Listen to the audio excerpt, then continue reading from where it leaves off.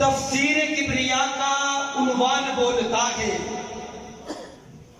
तफसीर किबरिया का उन्वान बोलता है, लहजे में मुस्तफा के कुरान बोलता है। जिसको समझ लगे ना वो तफसीर किबरिया का उन्वान बोलता है, लहजे में मुस्तफा के कुरान बोलता है। ये अजमते बशर है कि सिदरा के रास्ते पर, ये अजमते बशर है कि सिदरा के रास्ते पर खामोश थे फरिश्ते, इंसान बोलता है।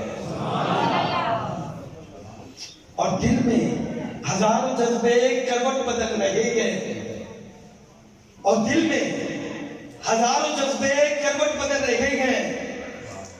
अरमान मुस्तफा का दीदार बोलता है।